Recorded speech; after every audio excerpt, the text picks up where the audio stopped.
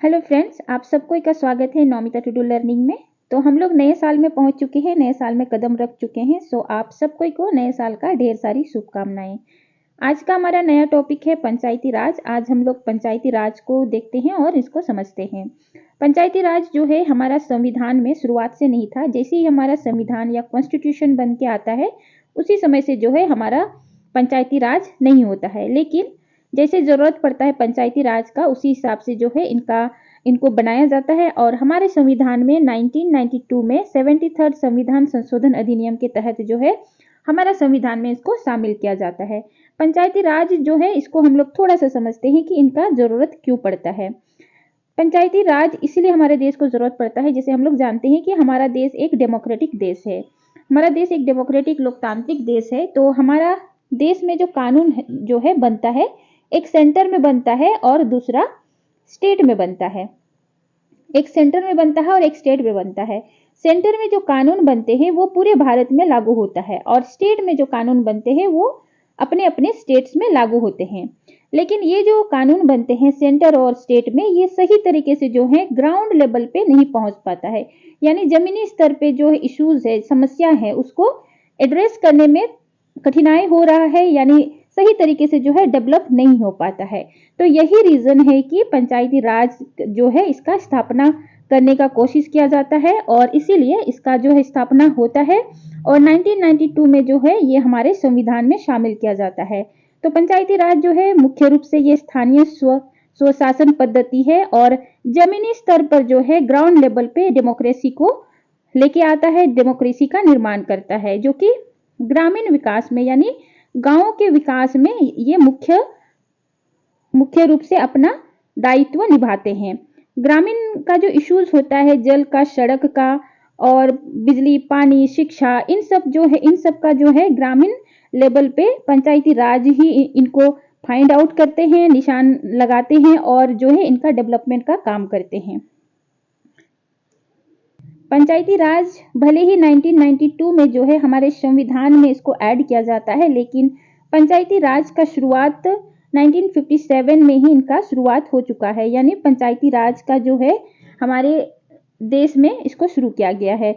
तो बलवंत राय मेहता समिति जो है इनको गठित किया जाता है और इनको एक काम मिलता है कि मतलब जो डेमोक्रेसी है इसको किस तरह से चलाना चाहिए। तो बलवंत राय मेहता समिति जो है इन्होंने सिफारिश किया सेंटर से कि जैसे डेमोक्रेसी जो है सेंटर और स्टेट लेवल पे है, उसी तरह से जो है ग्रामीण स्तर पे भी एक डेमोक्रेसी होना चाहिए, लोकतांत्रिक व्यवस्था होना चाहिए, ताकि इसी व्यवस्था के तहत जो है ग्रामीण समस्याओं को एड्रेस किया जा सके। तो बलवंत राय मेहता समिति ने ये सिफारिश किया, लोकतांत्रिक विकेंद्रीकरण होना चाहिए, डेमोक्रेसी का जो है डिसेंट्रलाइजेशन होना चाहिए। बलवंत राय मेहता समिति ने राय दिया था कि त्रिस्तरीय पंचायती राज होना चाहिए। जैसे गांव लेवल पे जो है ग्राम पंचायत होना चाहिए जिसका चुनाव जो है प्रत्यक्ष रूप से होगा, दूसरा है ब्लॉक लेवल पे पंचायती समिति और तीसरा है जिला स्तर यानी जिला परिषद। तो ग्राम पंचायत का जो है ये प्रत्यक्ष चुनाव होगा, जैसे मुखिया का चुनाव होता है हर एक राज्यों में, हर एक पंचायत में, और ब्लॉक और जिला का जो चुनाव होगा ये अप्रत्यक्ष रूप से होगा। और जिला परिषद का जो मुख्य अध्यक्ष होंगे वो जिला अधिकारी होंगे, यानी डिस्ट्रिक्ट कलेक्टर या जिसको डीसी बोला जाता है।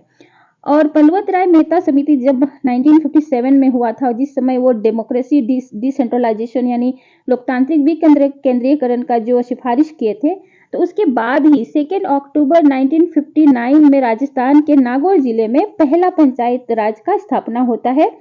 यानी राजस्थान के नागौर जिले को सबसे पहले पंचायती राज जो है वहां पे स्थापित होता है।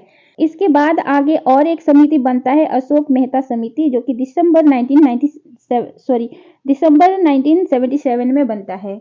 तो ये जो समिति होता है ये 2 स्तरीय पंचायती राज का जो पद्धति है उसके लिए सलाह देते हैं, जो कि आजकल बहुत सारे राज्य में अलग अलग पद्धति पे काम करता है पंचायती राज, कोई 2 स्तरीय, कोई त्रिस्तरीय।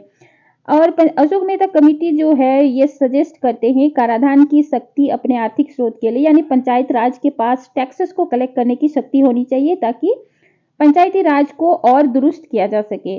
नियमित सामाजिक लेखा परीक्षण के लिए जो है अशोक मेहता समिति रिकमेंडेशन करते हैं, ताकि जो सेंटर से जो प्रत्येक पंचायत के लिए जो राशि आवंटित होता है, प्रत्येक पंचायत के लिए जो फंड्स एलोकेट होता है, वो सही तरीके से डेवलपमेंट के काम में यूज होता है कि नहीं होता है। तो इस सब चीज के लिए जो है नियमित रूप से लेखा परीक्षण होना चाहिए, यानी सामाजिक लेखा परीक्षण होना चाहिए, सोशल ऑडिट होना चाहिए। और राज्य सरकार अतिक्रमण नहीं कर सके, इसलिए हर एक 6 महीना में जो है चुनाव होना चाहिए। अगर पंचायती राज का जो चुनाव सही टाइम पे नहीं होता है तो राज्य जो है ये अपने तरीके से हर एक पंचायती राज में अपना दबदबा बनाए रखेंगे। तो इसी चीज को जो है सेंटर का राज्य का अतिक्रमण ना हो, इसीलिए पंचायती राज को ही जो है नियमित रूप से चुनाव होना चाहिए, जबकि हर एक 6 महीने मतलब 6 महीना में चुनाव हो जाना चाहिए। न्याय पंचायत और विकास पंचायत को दोनों अलग रखने के लिए सजेस्ट करते हैं, यानी सिफारिश करते हैं। और एससी यहाँ पे एसटी है, यहाँ पे एसटी है, यानी शेड्यूल कास्ट और शेड्यूल ट्राइब्स के लिए जो है आरक्षण का बात करते हैं, यानी पंचायती राज में जो है मुख्य जहाँ पे खड़े होंगे वो एससी और एसटी के लिए जो है आरक्षण, सीट का आरक्षण होना चाहिए। संवैधानिक मान्यता दी जानी चाहिए, यानी पंचायती राज को जो है संवैधानिक मान्यता होनी चाहिए, ताकि जो है पंचायती राज जो है इंडिपेंडेंटली काम कर सके, उनमें किसी तरह से ऊपर का दबाव ना हो और वो इंडिपेंडेंटली काम कर सके। तो ये जो है इंपॉर्टेंट पॉइंट है कि कौन सा समिति ने रिकमेंडेशन किया था कि पंचायती राज को संवैधानिक मान्यता मिलनी चाहिए। तो अशोक मेहता समिति जो है इन्होंने रिकमेंड किया था कि पंचायती राज को संवैधानिक मान्यता दी जानी चाहिए। आगे जाके एक और कमेटी बनता है जो कि GV राव समिति 1995 में ये बन के आता है। तो GV राव समिति जो है ये बात करते हैं किनके बारे में, तो ग्रामीण विकास और ग्रामीण गरीबी उन्मूलन के बारे में GV राव समिति बात करते हैं। और ये जो बात करते हैं कि पंचायती राज जो है क्यों इम्पोर्टेंट है, क्यों पंचायती राज का बनना बहुत जरूरी है।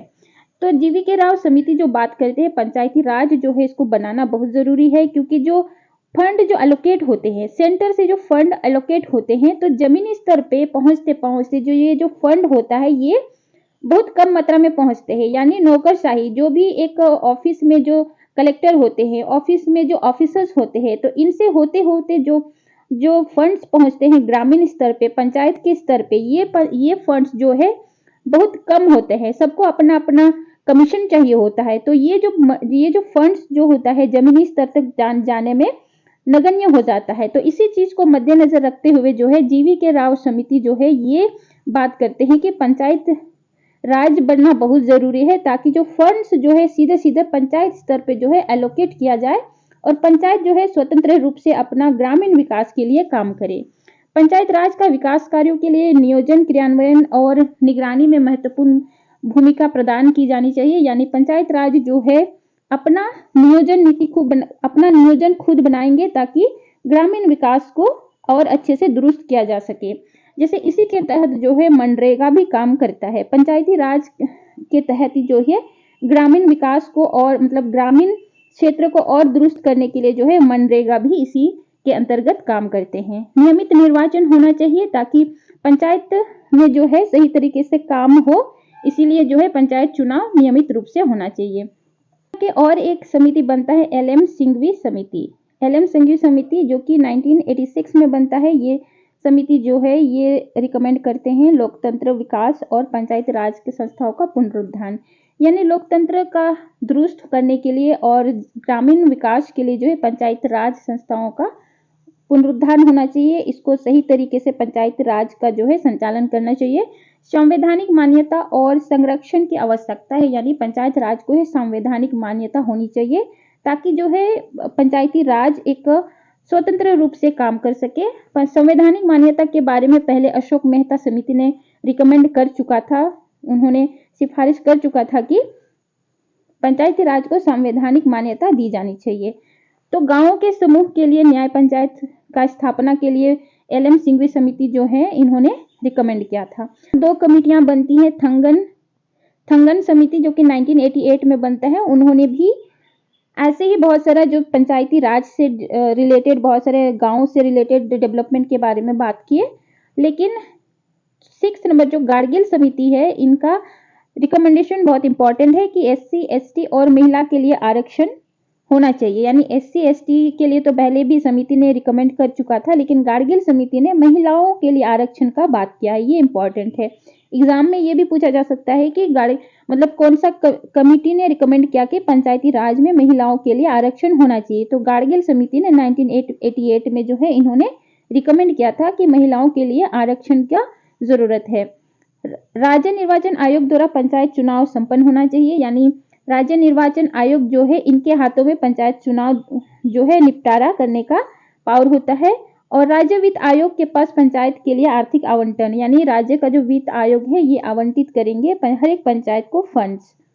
तो यही था दोस्तों हमारा पंचायती राज आज का वीडियो में इतना ही। फिर हम लोग मिलते हैं अगले नया वीडियो में।